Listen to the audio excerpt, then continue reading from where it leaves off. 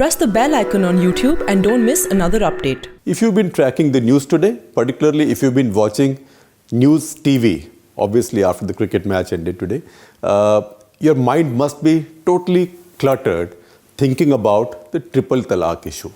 All day, first our parliament doesn't function for many days. When it does function, it debates the issue of Triple Talaq. And then at the end of the day, Lok Sabha passes the Triple Talaq bill, which effectively criminalizes Triple Talaq. So let me try and declutter this for you. What is everybody talking about? The BJP and some of its allies, not all, some of its allies like the idea, and they have moved the idea that now that Supreme Court said that Triple Talaq, which is the ritual old practice of Talaq and very unequal and unfair practice of Talaq, where a man can just say Talaq, Talaq, Talaq, and divorce his wife, is a reprehensible practice. It should be set aside. It should be declared illegal. The Supreme Court has done that already. The government, the BJP government, has gone a step forward. They want to make it a criminal offense. So, if a woman is given Triple Talaq, she can complain to the police can arrest her husband, and the court can try him and send him to jail for a fairly long sentence. Now, this is the bone of contention. The opposition says that yes, it's a good idea that Triple Talaq has been banned. It's a bad practice. We agree that Triple Talaq is reprehensible, it's medieval, should not be there, but please do not criminalize it. And even if you want to criminalize it, put this bill through proper discussion, send it to a parliamentary committee for it to be debated. BJP sees it as just a tactics to delay the implementation of this bill. Frankly, this whole noise that we saw today is much ado about nothing, because nothing is going to come out of this bill. Why?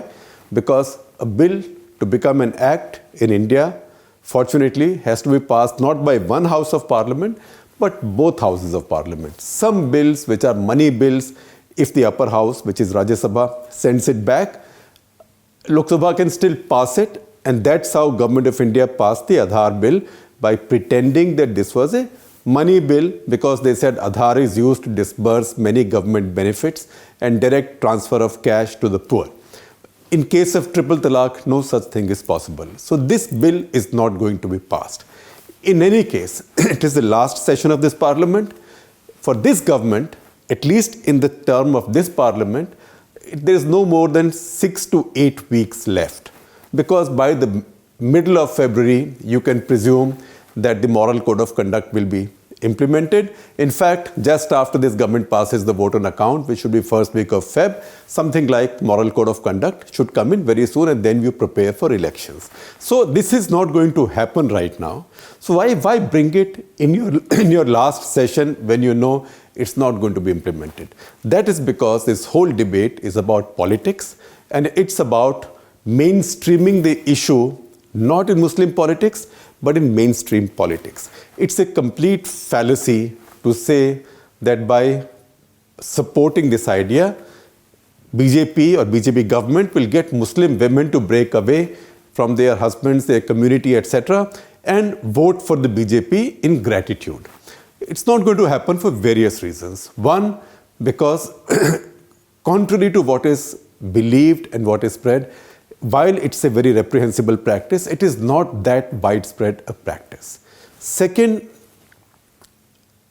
there is today a feeling of insecurity, isolation, and a mentality of siege among the minorities, especially the Muslims.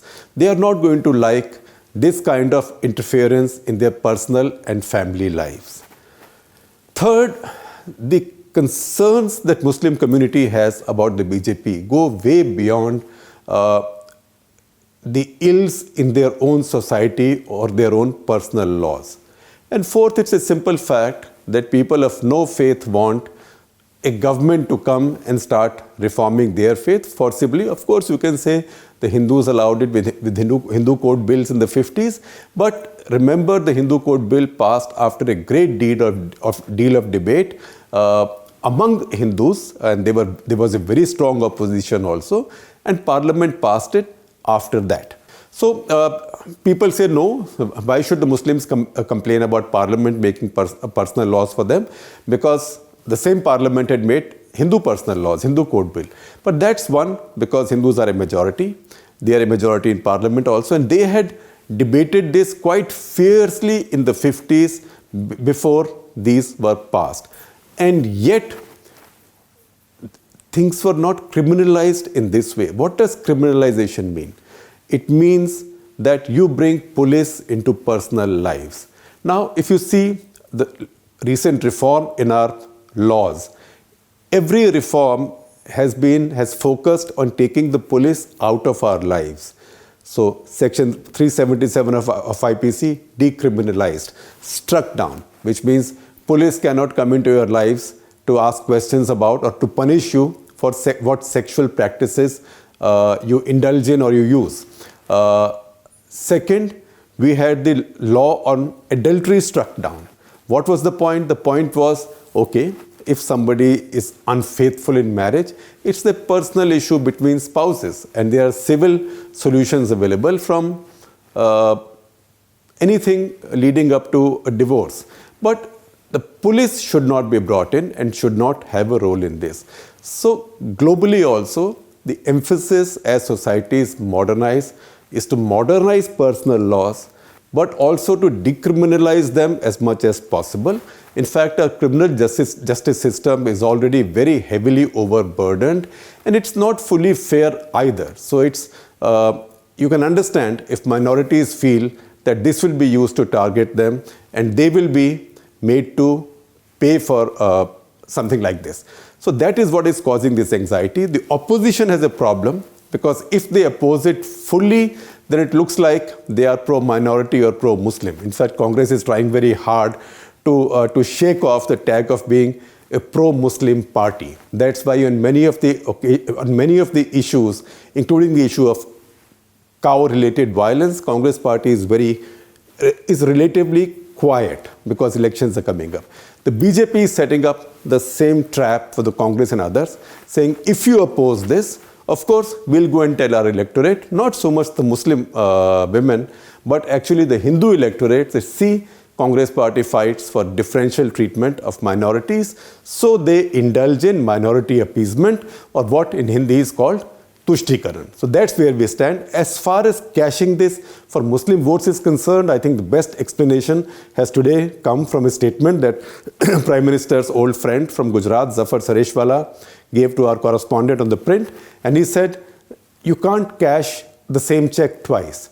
This Triple Talaq check, if there was anything to cash in it, you've already cashed electorally in Uttar Pradesh and Gujarat. You can't do it again. And I think, first of all, I don't fully agree that there was a check to and cash there in terms of Muslim women's votes. But even if there was any, then in today's polarized debate, it will only be seen as not a pro-minority or pro-Muslim women act. It will be seen as a polarizing act. It may benefit the BJP to polarize the electorate and maybe get a few more Hindu votes, but not a few more Muslim votes.